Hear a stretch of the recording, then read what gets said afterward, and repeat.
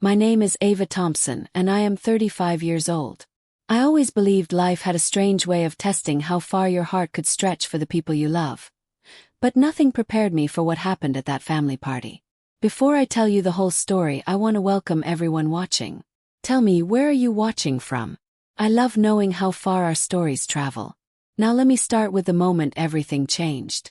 I was standing in the middle of a loud backyard party, music shaking the tables, kids running around with red cups full of lemonade, and adults laughing like they didn't have bills waiting at home. My cousin Jenna had just pushed a slice of lemon cake into my hand when my phone rang. It was the hospital. The doctor's voice was sharp, rushed, and shaking just a little. "Are you related to Emily Parker?" Emily, my best friend since middle school. The girl who shared her last cookie with me even when she was hungry. The girl who stood by me during my divorce. The girl who called me her sister even though we didn't share blood. "Yes, I'm her emergency contact," I said, already stepping away from the crowd. The doctor breathed out fast. "She was in a serious accident on her way to the party. She needs emergency surgery right now." But her voice cracked. "Her father refuses to sign the consent form." I felt my heart slam against my ribs. "What do you mean refuses?" He said. The doctor continued, swallowing hard. "If she dies, let me know. I don't have time for paperwork." Right there, everything inside me went still.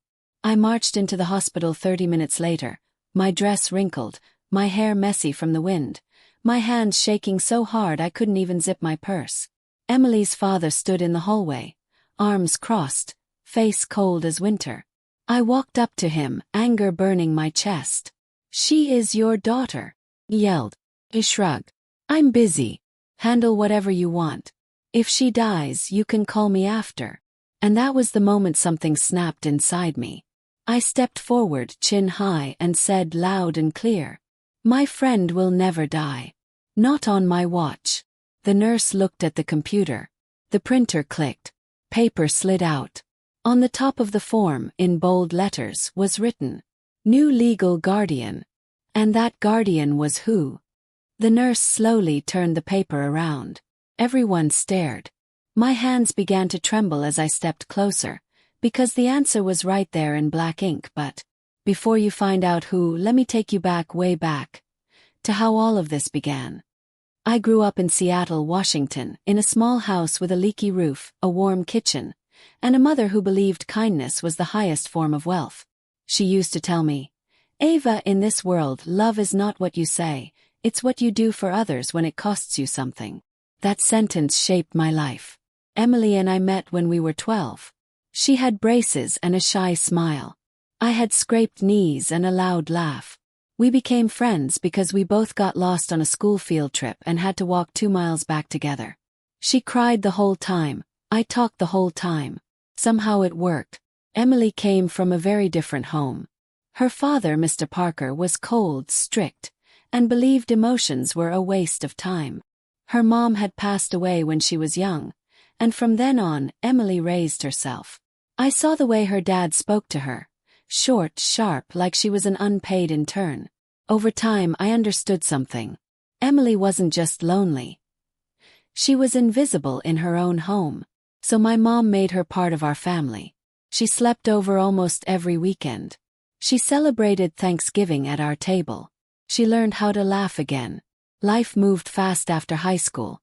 Emily studied nursing. I studied interior design. We grew up, worked hard, saved money, bought our first tiny apartments. But friendship is funny, it doesn't age. 23 years later, she was still my person.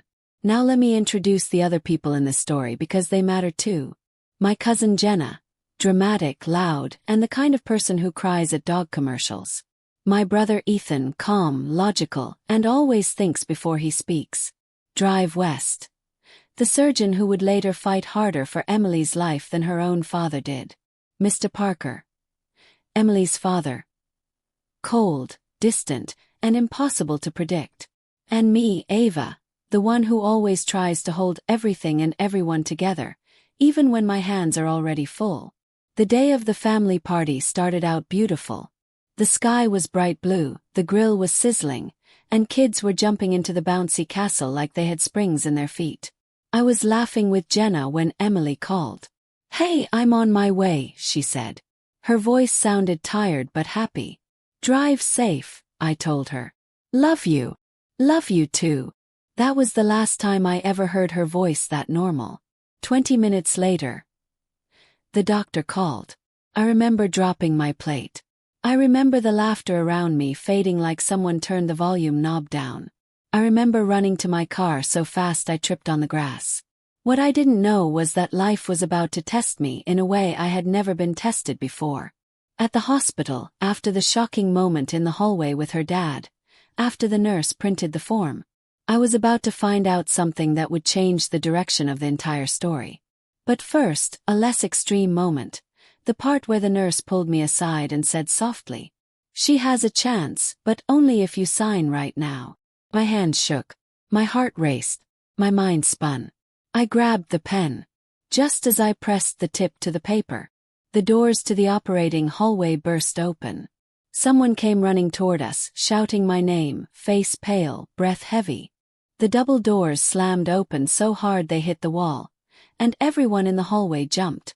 A nurse in blue scrubs sprinted toward me, her shoes squeaking against the shiny hospital floor.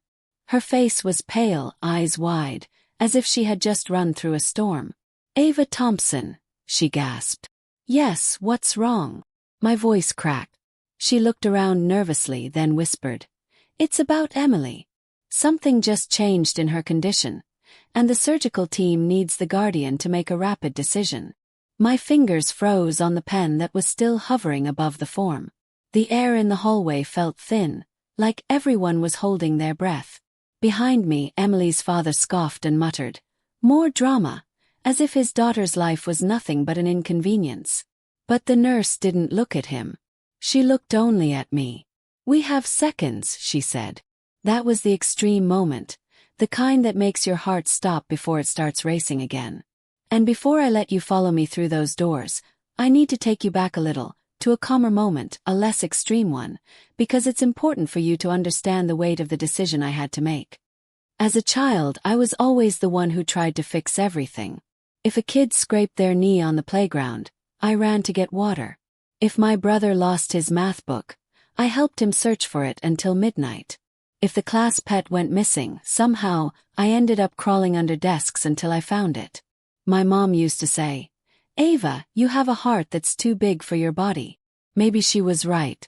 Maybe that's why I loved Emily so fiercely. But love doesn't protect you from fear. And walking into that hospital reminded me of the day my mom collapsed in our kitchen when I was 21. She had suffered a stroke. The memory still felt sharp. The rushing, the shouting, the forms shoved into my hands, the horrible shaking fear of losing the one person who loved me the most. So when I stood in that hospital hallway with Emily's life depending on me, I wasn't just remembering her. I was remembering my mom. I was remembering helplessness. I was remembering promise after promise I made to myself. I will always protect the people I love. That calmer moment, those memories, grounded me for just long enough to breathe. Now let me bring you back to the hospital. The pen trembled between my fingers. The paper with "New Legal Guardian" stared up at me like a challenge. I felt the nurse's urgency, the doctor's worry, the seconds slipping away. "Tell me what to do," I said, voice low. But before the nurse could answer, Mr. Parker scoffed loudly, waving a hand. "This is unnecessary. If the girl dies, she dies. Why are we making such a big deal?" I spun around so fast the hem of my dress whipped against my legs. "Your daughter is fighting for her life," shouted. "How can you be this cold?" He shrugged. "People die every day. I'm not wasting my time here." You could have heard a pin drop. Even the nurse stared at him as if she couldn't understand how a human heart could stay that frozen. I stepped toward him. "She loved you. Even when you didn't deserve it." His expression didn't change. No guilt. No fear. Nothing. That was when Drive West rushed out of the operating area, holding a chart and looking like she hadn't slept in days. "We need consent," she said urgently. "She's losing blood faster than we expected." This surgery is the only chance she has. The nurse turned to me again. Ava, if you sign, we can save her. If you don't. No one needed to finish the sentence. I looked back at the paper, my shaking hand, at the heavy truth that if I signed my name, everything between Emily and her father would change forever. And if I didn't, I could lose her. My heart pounded.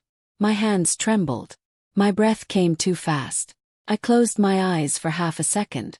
I saw Emily's smile, her laugh, her gentle way of caring for people. Then I opened my eyes. I grabbed the pen tighter. And just as the tip touched the paper, just as I wrote the first curve of the letter A loud alarm suddenly blared through the hall. Code blue. Code blue in room 4. Doctors and nurses sprinted past us like a rushing river. Someone shouted, "It's the accident patient, Emily Parker." My heart jumped into my throat. I dropped the pen. Drive West whipped around. The nurse gasped. Mr. Parker didn't move. He just stared blankly as if he were watching a stranger's disaster. I took off running before anyone told me to. Doors were flying open. Machines were beeping. Voices were shouting medical commands I didn't understand. I pushed through the crowd until I reached the window of room 4. And inside, Emily's heart monitor was flat. Straight, terrible line. Doctors were performing chest compressions. Her body jerked with every push. Felt like someone stabbed the air out of my lungs. That was the new extreme event. The one that sent everything spiraling into chaos and marked the beginning of a moment I would never forget for the rest of my life. Emily's heart had stopped. The sound of the heart monitor's flat, lifeless tone sliced through me like ice. I pressed my palms against the glass window of room 4, staring at my best friend's still body. Her skin had gone pale, almost gray. Tubes ran across her chest, wires clung to her arms, and doctors moved with frantic precision around her. Drive West shouted, "Charge to 200.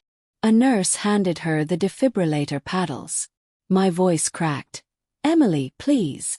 The hallway felt too bright, too loud, too cold. I felt Jenna's hand touch my shoulder. She must have arrived from the party after I called her, but I shrugged her off without even meaning to. I couldn't think. I couldn't breathe. All I could do was watch. Clear. The shock hit Emily's body, lifting her off the bed. The monitor stayed flat. Again. Charge to 250. Doctor, her oxygen levels. Do it again. Another shock. Emily's body jerked. The line stayed straight. That was the extreme moment, the one where time felt like a thin thread ready to snap. It wasn't just fear anymore. It was the terror of losing someone who had been part of my life for more than 2 decades. Before I let you follow what happened next, I need to take you to a softer place, a less extreme moment, because not all memories are painful. Some are warm enough to keep you from falling apart. Years earlier, when Emily and I were in our 20s, we went hiking in Oregon. It was a simple day, the kind without drama or rushing or fear. We packed peanut butter sandwiches, 2 water bottles, and 1 blanket because Emily said the forest looked cold. She always over-prepared. At the top of the hill, she spread the blanket on a rock and said, "Ava, one day I'm going to do something brave. Something huge." I laughed. "You already are brave. You survived your dad." She smiled, but it was sad. "Not that kind of brave. I want to matter to someone. I want to make someone's life better." "You already make mine better," I said. Her eyes got shiny. "Promise me something." "What?" "If anything ever happens to me, don't let me be alone." I threw a peanut at her. "Come on, nothing's going to happen to you." But she held my hand and squeezed it gently. "Promise." I rolled my eyes but smiled. "Fine.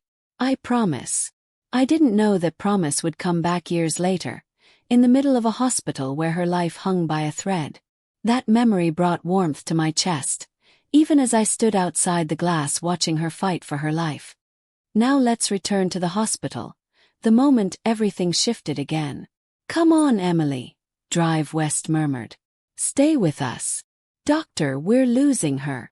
Charge to 300. My breath caught in my throat as another shock hit her body. Clear. For a moment, just a moment, I saw her fingers twitch. Then the heart monitor beeped.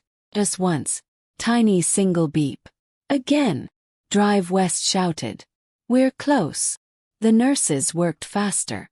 Sweat dripped down the side of the doctor's face. Mr. Parker stood behind me, arms still crossed, his expression blank. It was like watching a man stare at a stranger, not his daughter. The monitor beeped again. Then a small, shaky heartbeat appeared on the screen. Slow but alive. I covered my mouth with both hands as tears burned my eyes. She's coming back, the nurse whispered. Emily's chest rose weakly. Her heart struggled, but it beat. Jenna let out a sob behind me. Ethan, who must have rushed from the party too, put an arm around her. Mr. Parker didn't move. Not one step. Not one tear. Not one word. She was alive again, but the danger wasn't over. Drive West stepped out of the room and faced me. Her voice was calm but heavy. She's stabilized for now, but she needs immediate surgery. If we wait even minutes, we could lose her again. But a form. A signature. My trembling name that would make me her legal guardian. The nurse ran up with a clipboard. Ava, we need you to sign now. I grabbed the pen. My hand hovered over the paper. My heart hammered. The whole hallway seemed to hold its breath. Then suddenly, a loud voice roared from down the hall. You can't sign that. Everyone turned. A tall man in a black jacket stormed toward us, eyes blazing, footsteps heavy. His face was the color of anger itself. The moment I saw him, my stomach dropped, because it was someone I never expected to see there. Someone who hadn't been in Emily's life for years. Someone who had vanished without explanation. Someone who held a part of her past that even I didn't fully understand. He pointed directly at me, voice booming through the hallway. Permission. The entire hospital froze. Even Mr. Parker blinked in shock for the first time all day. The nurse whispered to me, Ava, who is that? My throat tightened, because I knew exactly who he was. And the moment he stepped closer, the moment his eyes locked with mine, I realized the story was about to take a turn none of us were prepared for. That was the new extreme event. The man's footsteps echoed through the hallway like thunder. Every doctor, every nurse, every visitor froze and stared as he stormed toward me. His jaw was clenched, his fists were tight, and for a moment, I wondered if I was looking at a ghost, because this man had disappeared from Emily's life 8 years ago without a single explanation. He stopped right in front of me, chest rising and falling, eyes blazing. Ava, he said, voice shaking with anger. You can't sign that paper. My hand instinctively tightened around the clipboard. I felt Jenna and Ethan step closer behind me. Even Drive West paused, shocked by the sudden chaos. The man glared at me, then pointed toward the operating room. She is my responsibility, not yours. My voice came out small but firm. Why are you here, Liam? Liam Carter, Emily's ex-fiancé. The man who broke her heart so deeply she spent months crying on my couch. The man she almost married until he vanished without saying goodbye.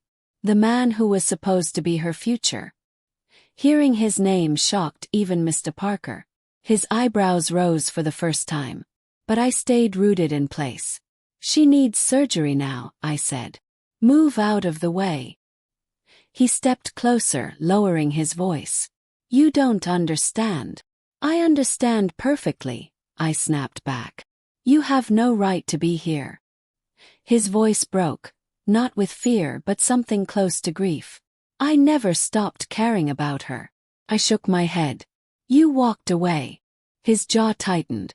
You don't know the whole story. Before he could say anything else, the heart monitor inside the room beeped wildly again. Drive West turned sharply toward the door. We don't have time for this. She's slipping again, we must operate. The nurse thrust the pen back into my hand. Sign, Ava. Now. My heart raced. My thoughts tangled. Liam's presence shook me emotionally, but Emily's life mattered more than anything. I gripped the pen again, and just as I pressed it to the paper, Liam slammed his hand against the wall beside us. "You can't sign because I—" Before he could finish, a security guard hurried toward us, triggered by the commotion. And this was the extreme moment, the kind that makes the whole world tilt for a second. The guard grabbed Liam's arm. "Sir, you need to calm down." Liam pulled away. "I'm not leaving. I'm here for her." Everyone was yelling. Everything was chaos. Before I take you deeper into this storm, I want to pull you back for a moment, to a calmer, less extreme memory. Because to understand why Liam's sudden return mattered so much, you need to understand who he used to be. There was a time when Liam was the best thing in Emily's life.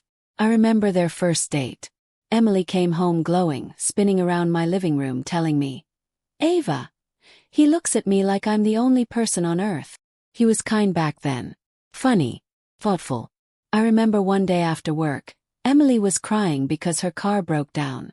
Liam showed up at my apartment with tools, fixed her engine in the rain, and then brought pizza for both of us. He always made her laugh. They got engaged under a maple tree in Colorado. She said yes while snowflakes fell around them. She called me that night, crying from happiness. "Ava, it feels like my life is finally changing," she whispered. But then, 3 months before the wedding, he vanished. No calls, no messages, nothing. Emily was destroyed. She curled into a ball on my sofa for days, asking me the same question over and over. What did I do wrong? Took her years to heal. And even then, the scar never really went away. So seeing him here, at the hospital where she was fighting for her life, it wasn't just shocking. It was painful. Now let me take you back to the hospital. Back to the moment everything boiled over. The security guard tightened his grip on Liam. "Sir, if you don't calm down, you'll be removed from the building." Liam's voice cracked in desperation. "Please. I have to explain." Emily's father snorted. "You're all dramatic. The girl is barely hanging on, and you people are shouting." I rounded on him. "Do you ever care about her?" He shrugged.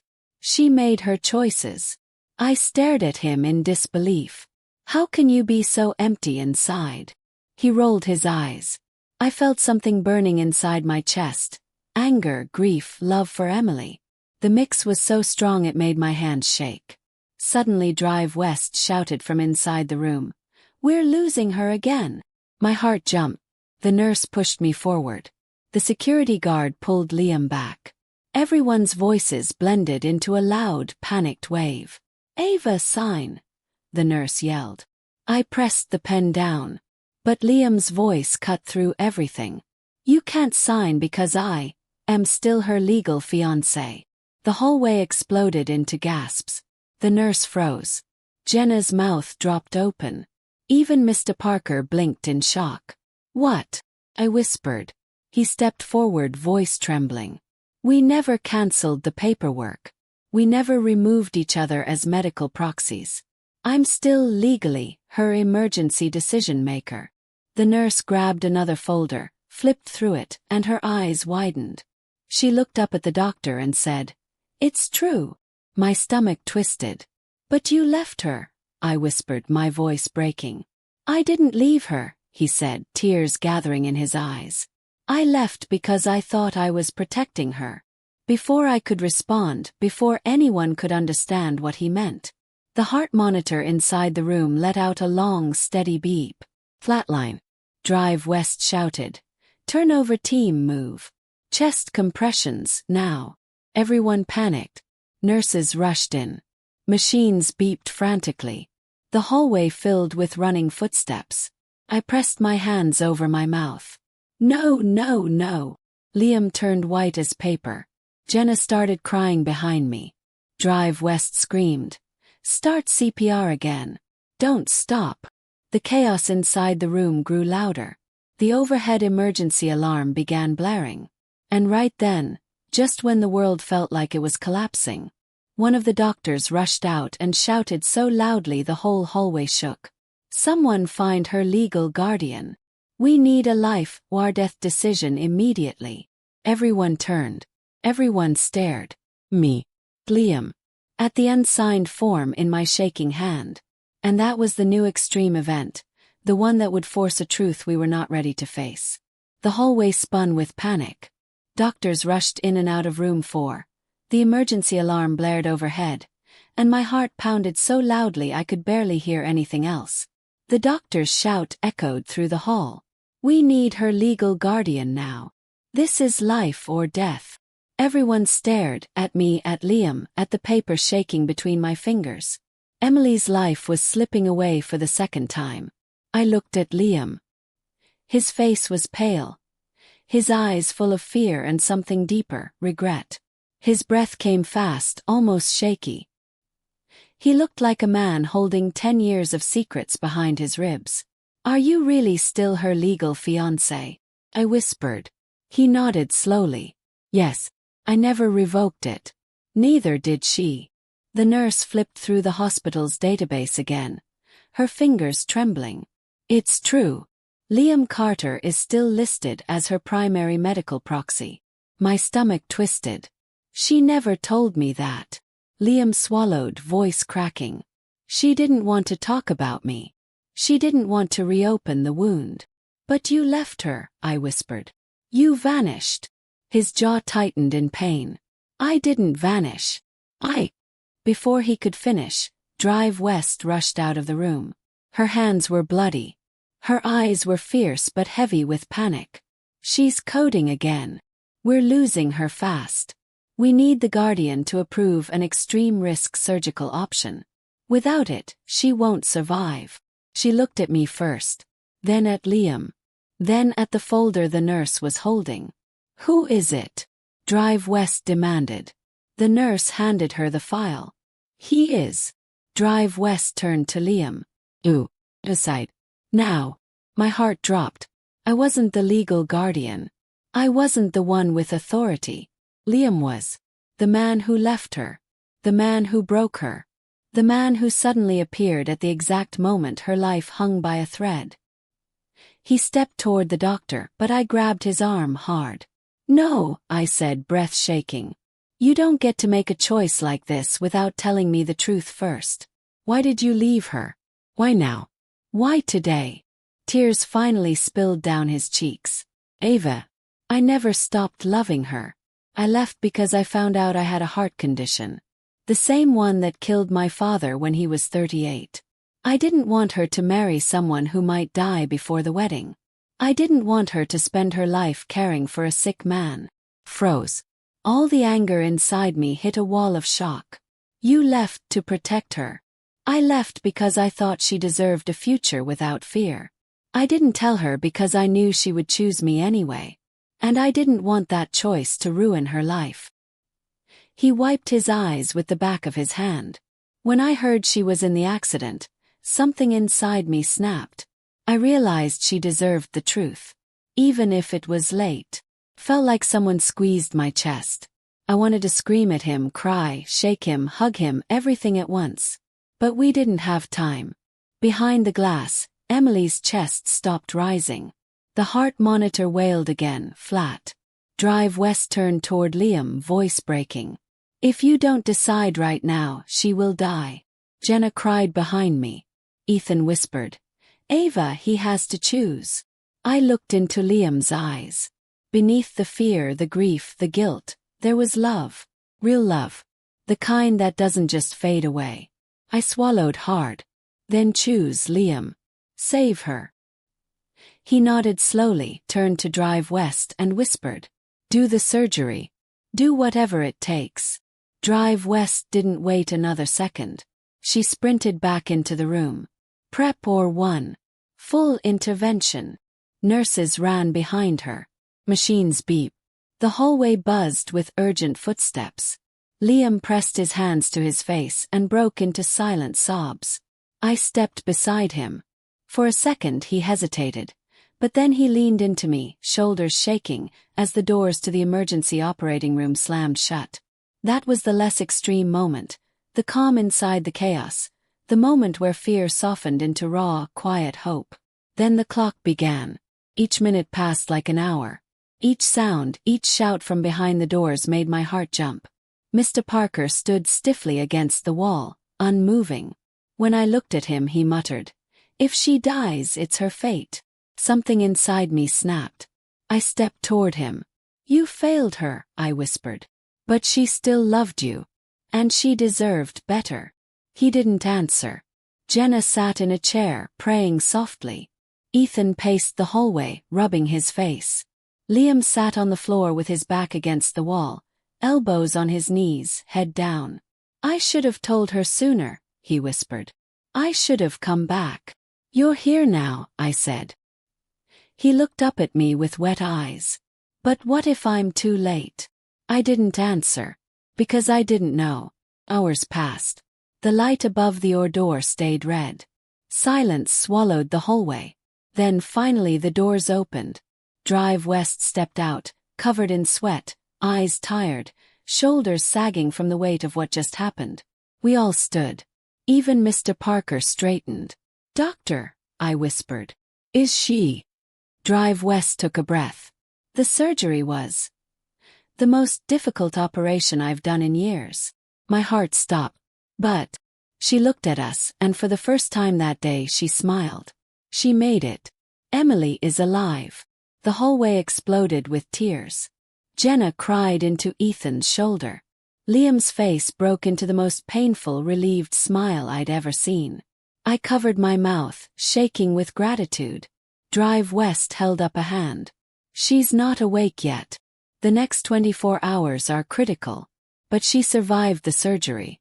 That's more than we expected." I nodded, tears dripping onto my hands. "Can we see her?" "Yes. In a few minutes," she said. "But first, one thing." She pointed to the form still in my hand. "The legal guardian will need to sign updated medical documents. We can't move forward without it." I looked at the form. Then at Liam. He looked down, then looked at me, then took a step forward. And that was the final extreme moment. He placed his hand gently over mine and whispered, "Ava, it shouldn't be me." Froze. "What?" He swallowed hard. "It should be you. You've been her real family. You've been the one who stayed." The nurse's eyes widened. "Are you sure?" Liam nodded. "Yes. Make Ava her new guardian." My knees nearly buckled. The nurse updated the paper, printed a new form, handed it to me, and in a shaky breath, "Sign. New legal guardian. Ava Thompson." When I finished, Drive West smiled softly. "She's lucky to have you." As they opened the doors for us to see her, I whispered to myself, "Emily, you will never be alone." And for the first time that night I believed it. Hope you enjoy the story. Please like and subscribe to my channel.